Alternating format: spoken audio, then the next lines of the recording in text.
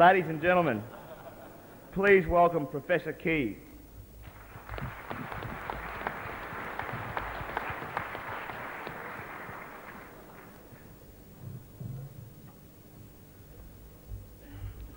Thank you, Greg. When I was going to school in America, the professor came in and he said, "Ladies and gentlemen, I have good news and bad news. The good news is 65% of your marks this term will be dependent upon the final exam. There are 5 questions in the final exam, and the better news is the 5 questions this year will be identical to the 5 questions last year. On your way out, the teaching assistants will hand out last year's final exams, and you have the whole term to get 60% of your marks. The bad news is all the answers have been changed."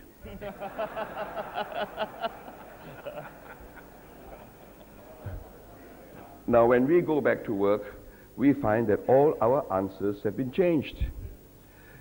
You can see the number of guys who got elected and then resigned, you see, because all of a sudden they are doing all kinds of crazy things to us. 3 businessmen were having lunch and one guy began talking into his hand. They said, "What are you doing?" He said, "I got fed up holding up the brick they call a mobile phone. I put a chip here, I put a chip here, I can now talk into my hand." The second guy was talking to himself. They said, "What are you doing?" He said, "I got fed up holding up my hand. I put a chip here, put a chip here. I can now even talk without holding up my hand." And the third guy was having a coughing fit. So they pounded him on the back and said, "What's the matter with you?" He said, "Shh, facts coming through."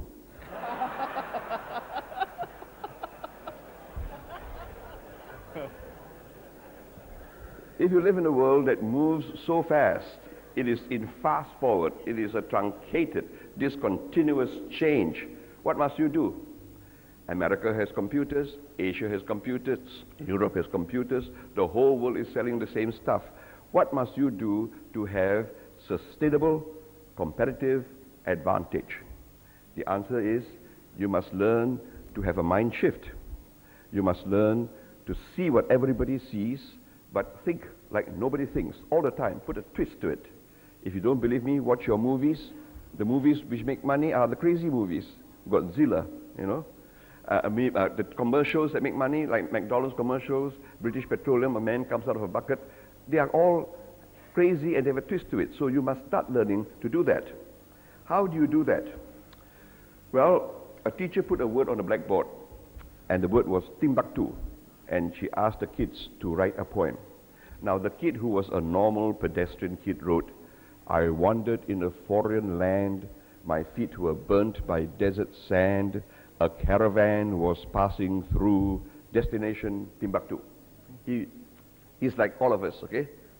But the creative kid wrote this poem.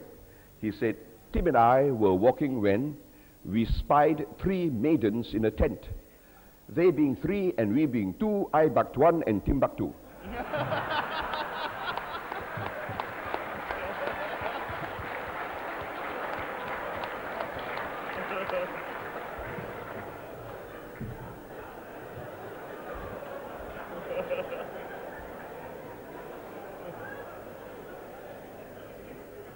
It really takes just a little bit of effort, okay, for you to come out from a different hole. Now, for example, if you go to Holland, people were throwing garbage all over the place. So one guy in one small shire there had a bright idea. Every time you open the lid of the garbage bin to throw in your garbage, it tells you a joke. So guys were going all over the city because different garbage cans tell different kinds of jokes. And I also heard somewhere in Australia, they couldn't fill up the potholes. So they said, if you pay me money to fill up your potholes, you can put both your handprints on it and your name. You see? So let's try to put a spin on the things we do. Now, another thing which I'd like to share with you is that you need to embellish what you do. Too many of us said, "Oh, well, you know, I just do what I always normally do and it will be fine." It's not fine anymore. You must embellish what you do. One guy said to me, "Key, I disagree with you." I said, "Why?" He said, "I know 2 things you can do without embellishment." I said, "What are they?" He said, "Sex and religion." Well, let's take sex. Think of your last sexual encounter. Think 5 years back.